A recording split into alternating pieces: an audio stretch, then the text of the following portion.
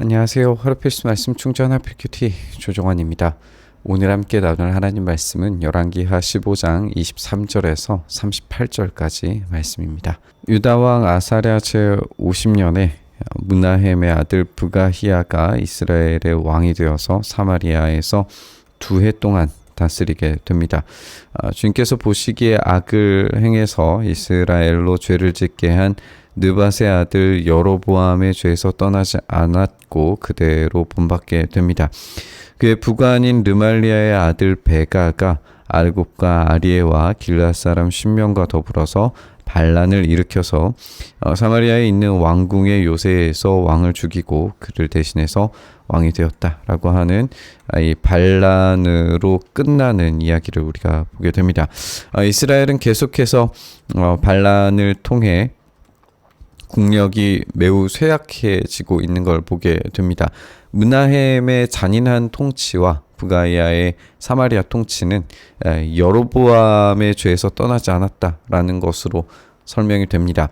이후에 언급하게 되겠지만 베가가 부하였는가라고 질문을 해볼 수 있을 것 같아요. 왜냐하면 베가의 통치 기한이 20년이라고 소개가 될 텐데 이 20년간의 통치 시간을 잡게 되면 이스라엘의 멸망과 연대를 계산해 볼 때에 맞지 않게 됩니다. 해석에 어려움이 생겨요. 여기에서 베가가 부관으로서 이미 반역이 시작되었고 므나헴과 베가가 어떤 경쟁 관계에 있었다라고 생각을 해보면 사마리아는 이미 분열되어 있었다라고 생각할 수 있어요. 그랬을 때에 이 20해 동안 다스렸다라고 하는 것이 므나헴과의 경쟁 관계를 포함한 연대로 해석을 하곤 합니다. 어쨌든 이 본문에서 의도하는 바는 반역의 연속성입니다. 계속해서 반역이 일어나고 있고 반역을 통하여서 스스로 왕이 되려고 하는 사람들이 연속적으로 이스라엘의 왕이 되었다라고 하는 것이 이야기하고 싶은 바이죠. 하나님 보시기에 악을 행한 결과물로 반역을 통해서 자식이 스스로 왕이 되려고 하는 자들은 하나님의 통치와는 전혀 상관없는 왕이어서 결국 하나님께서 폐위시키신다라고 하는 이야기를 들려주고 있습니다. 유다의 아사랴 왕 제52년에 르말리아의 아들 베가가 이스라엘 왕이 되어서 사마리아에서 20해 동안 다스렸다라고 이렇게 되어요. 아까 지적한 것처럼 이것은 므나헴과의 경쟁 구도 속에서 이루어졌던 통치 기한이라고 생각을 해볼 수 있습니다. 어쨌든 그가 주님 보시기에 악을 행했고 이스라엘로 죄를 짓게 한 느밧의 아들 여로보암의 죄에서 떠나지 아니하고 그것을 그대로 본받았어요. 이스라엘의 베가 왕 시대에 아시리아의 디글랏빌레셀 왕이 쳐들어와서 이온과 아벨벨마가와 야노야와 게데스와 하솔과 길르앗과 갈릴리와 납달리의 온 지역을 점령하고 주민을 아시리아로 사로잡아 가게 됩니다. 이때 엘라의 아들 호세아가 르말리아의 아들 베가에게 반역해서 그를 살해하고 우시아의 아들 요담 제20년에 그 뒤를 이어서 왕이 되었다라고 하면서 베가 이후에 호세아의 등장까지 나오게 됩니다. 호세아가 이제 마지막 이스라엘 왕이죠. 이렇게 아시리아를 통하여서 북이스라엘이 멸망하는 사건을 우리가 보게 되는데요. 앞서 이제 지적한 것처럼 므나헴과의 경쟁 관계에 있었을 때에 이미 이스라엘은 자기들이 가지고 있었던 국력을 거의 다 소비한 상태입니다. 강력했던 여로보암 2세의 통치 영향력은 아시리아의 디글랏빌레셀의 확장 정책에 의해서 결국 축소될 수밖에 없었습니다. 아시리아는 이제 제국으로 성장할 거예요. 베가는 시리아와 연합해서 아시리아를 막으려고 시도를 하게 됩니다. 그런데 이 시리아와의 연합은 유다와 아시리아의 연결고리를 만들어 버렸고 이로써 시리아와의 연합은 실패하게 되고 이스라엘의 패망을 촉진하게 됩니다. 물론 시리아와 이스라엘 간의 연합전선이 유다를 압박하는 방식이어서 유다는 아시리아의 도움을 청하는 방식이었어요. 그래서 아시리아가 시리아와 이스라엘을 정복함으로써 유다는 한숨 돌리는 형국을 만들어내도록 했지만 결국에는 이 시도 자체가 아시리아가 유다에 굉장한 피해를 입히는 것으로 결말 지어지게 됩니다.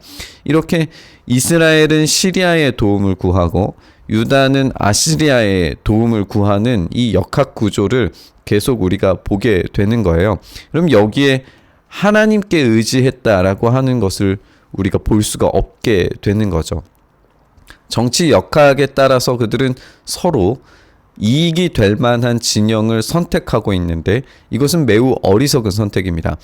하나님께서 보시기에 악을 행하는 것이고 하나님을 선택해야 할 이스라엘 왕들이 시리아, 아시리아를 선택하는 순간부터 이미 그 결과는 정해진 것이나 다름없는 거죠. 그들은 필연적으로 패배하고 멸망할 수밖에 없습니다. 이스라엘의 르말리아 왕의 아들 베가 제2년에 우시아의 아들 요담이 유다의 왕이 됩니다. 그가 왕이 되었을 때에 25살이었어요.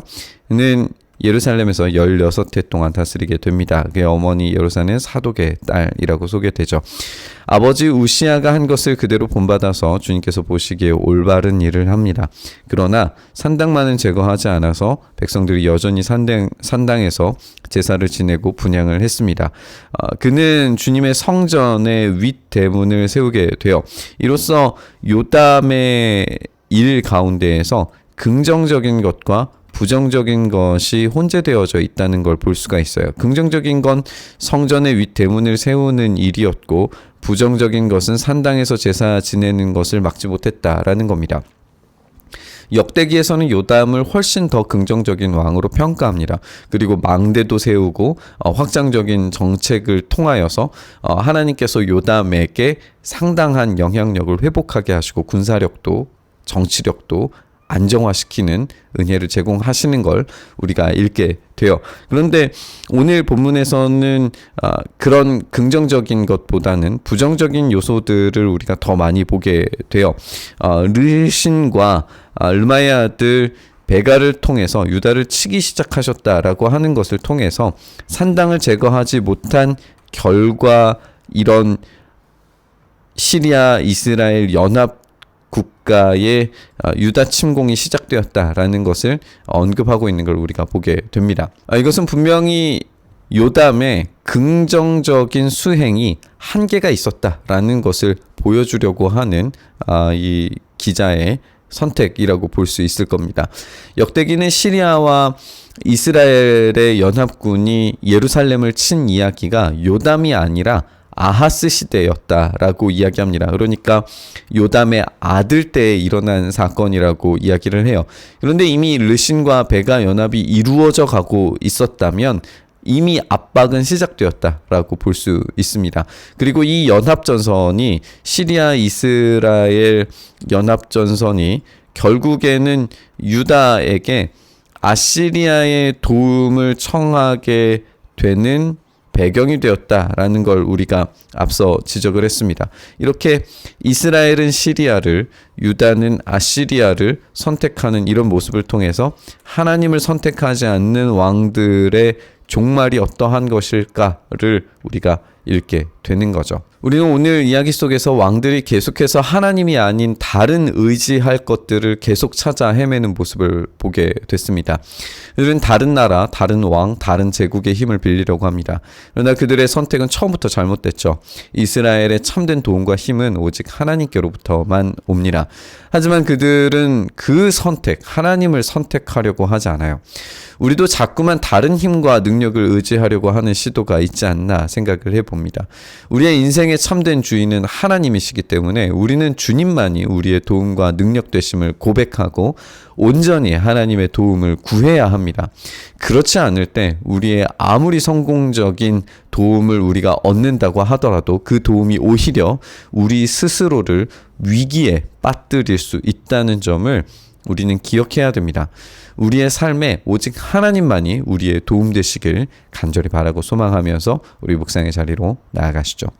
주님, 그렇게 우리의 유일한 도움이 하나님이심을 고백합니다. 우리의 한계 있는 선택들이지만 그럼에도 불구하고 끊임없이 주님만을 우리의 삶, 우리의 인생의 주인 되어 주시기를 간절히 바라며 나아가오니 주여 우리의 선택 가운데에서 주님의 다스리심 가운데에서 승리를 경험할 수 있도록 주여 은혜 더하여 주시옵소서.